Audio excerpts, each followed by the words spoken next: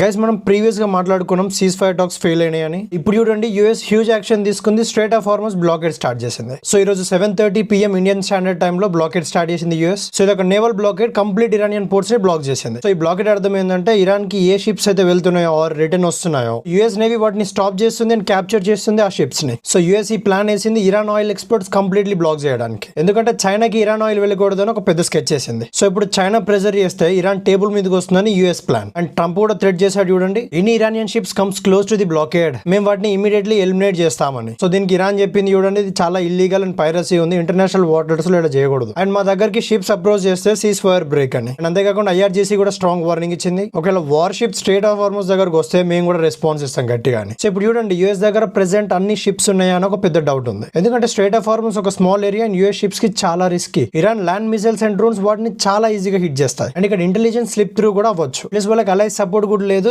PM Starmer చెప్పాడు మేము అసలు సపోర్ట్ చేయం బ్లాకేడ్ కి, యూరోపియన్ యూనియన్ కూడా చెప్తుంది మేము కూడా సపోర్ట్ చేయమని. సో ఇక్కడ చూడండి గైస్, సాటర్డే రోజు టాక్స్ ఫెయిల్ అయిపోయినాయి, పాపం వల్ల మీడియేషన్ కూడా వేస్ట్ అయిపోయింది. సో ఇప్పుడు స్ట్రేట్ లో డైరెక్ట్ మిలిటరీ యాక్షన్ తీసుకున్నారు, ఆయిల్ బ్లాక్. సో నన్ను అడిగితే ఇది ఒక ఎకనామిక్ వార్ మాక్సిమం లెవెల్. వాళ్ళు బాంబ్స్ తో అటాక్ చేసుకోవడం కాదు, but choking the global economy completely. So ఇప్పుడు మీరు చెప్పండి, డిప్లొమసీ రిపీటెడ్లీ ఫెయిల్ అయిపోతే ఈ economic blockade better than actual war అంటారా, ఆర్ ఈ సిచ్యువేషన్ ఇరాన్ ని పుష్ చేస్తుందా ఇంకా అటాక్స్ చేయడానికి? So what do you think అనేది కమెంట్ బిలో. వాట్స్ నెక్స్ట్ అనేది ఒక పెద్ద క్వశ్చన్ మార్క్. ఇలాంటి అప్డేట్స్ కోసం నా పేజ్ ని ఫాలో అవ్వండి, మీ ఫ్రెండ్స్ కి కూడా షేర్ చేయండి.